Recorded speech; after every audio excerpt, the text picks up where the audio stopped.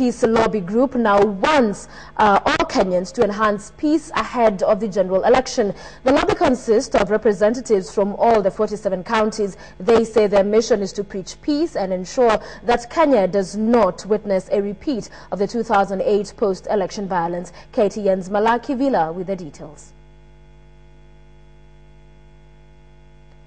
All right, we'll bring you details of that report as soon as they're ready. Let's move on. And a section of Kisumu residents this morning forcefully evicted police from a roadblock after a shooting incident in which a matatu driver and 2 pedestrians were injured along the Kisumu Busia road. This incident brings to the several the scenarios in which the public has had to interface with security agents in what is quickly degenerating into a love-hate affair. But just who is supposed to police who? Well, KTN's Joy Bira puts it into perspective.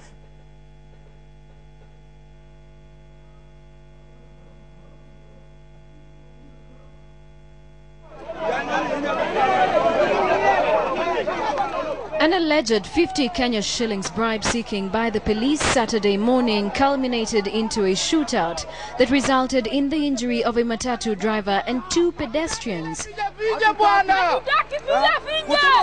And this set of demonstrations that effectively shut down the Kisumu Busia road. We are approaching the election period, and this kind of violence is uncalled for, especially from the police officers who are supposed to be protecting wananchi. Even though it remains unclear what could have provoked the gun incident, it is very vividly clear that the relationship between the police and the public or wananchi is getting rigid by the day as the 2 groups seemingly pull in different directions. For instance, yesterday in Nakuru, a man seeking recruitment into the force attacked an officer during the police enlisting exercise after he failed the rigid tests. Whether or not his state of mind was right, many a Kenyan who watched this scene on KTN are baffled by the level of disrespect Kenyans have adopted towards the nation's law enforcers. And in yet another exchange between security agents and the public in Garissa, the public have taken the position that the security personnel burnt down business premises, this enhancing tension between the police and business people in the volatile town. The Kenyan Defense Forces bill under the new constitution we passed 1 month ago does not give them the mandate to do what they have done. The police have also been on the receiving end in Baragoe in Samburu, where 48 officers were shot dead by bandits who had stolen cattle. This is possibly the boldest move against security personnel in recent history.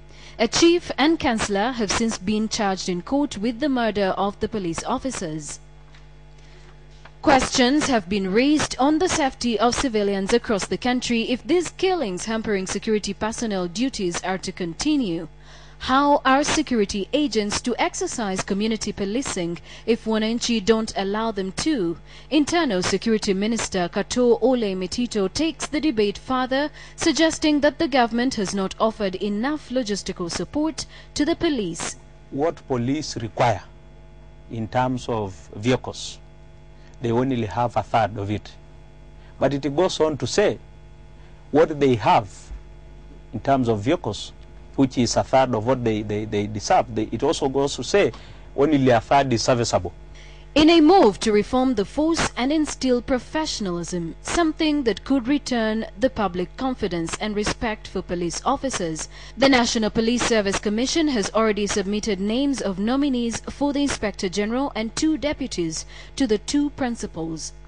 Kabla ya kufikia wakati wa Disemba, tutakuwa tuko na Inspector General.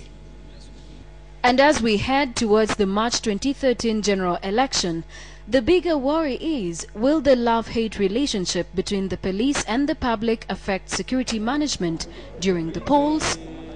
Joy Bira, KTN, Saturday Night.